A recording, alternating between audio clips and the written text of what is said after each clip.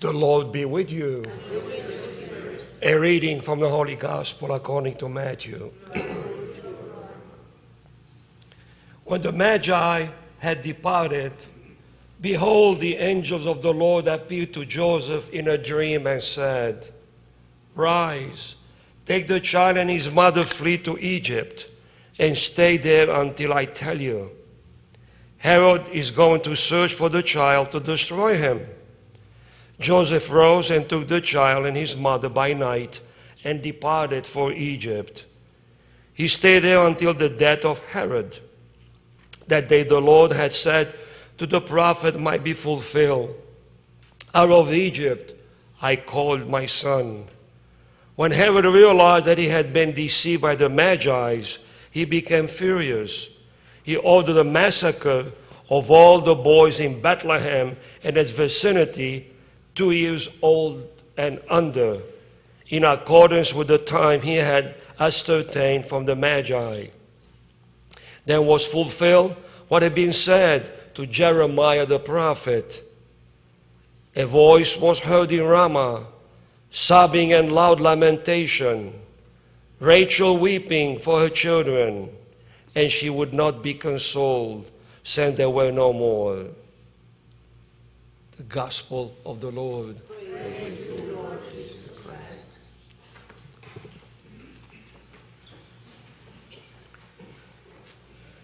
This morning we meet the first martyrs in the Christian church, the holy innocents. And they became holy innocents because of Herod, the ruler. Herod was a very cunning, devious, and monster. For example, he had murdered his wife, his mother-in-law, 2 brothers-in-law, and 3 of his own children. He's very much like the dictators we find in our own time. He was cunning because he had promised the Magi that if they told him where the child was, he would also go and worship the child. But of course, he felt very intimidated and threatened when he heard that a new king was born, and therefore he set out on this rampage.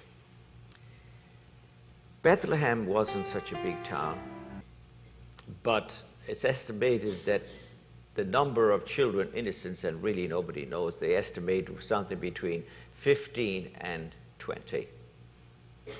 But Joseph and Mary, because of that, they were forced to become refugees. And we're all familiar with the word refugee now. It's estimated that 1 million refugees left Syria, Iraq, Afghanistan, and are now living in Germany. And I think it's a wonderful tribute to the German people that they would absorb 1 million refugees into their country. Wonderful tribute to them.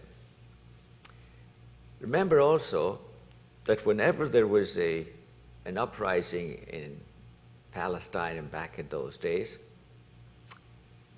or a threat of any kind, the people would cross the border into Egypt.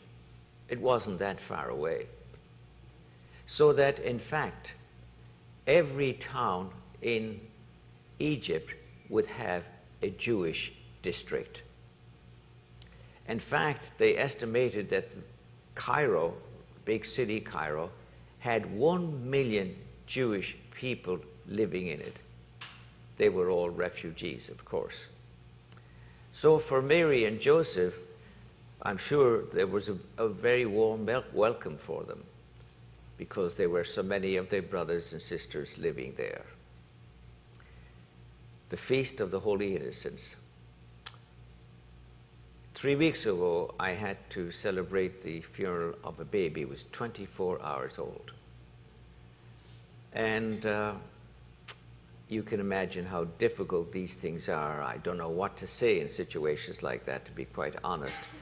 And obviously, as an unmarried person, I cannot identify with the pain of a father and mother who lose their child.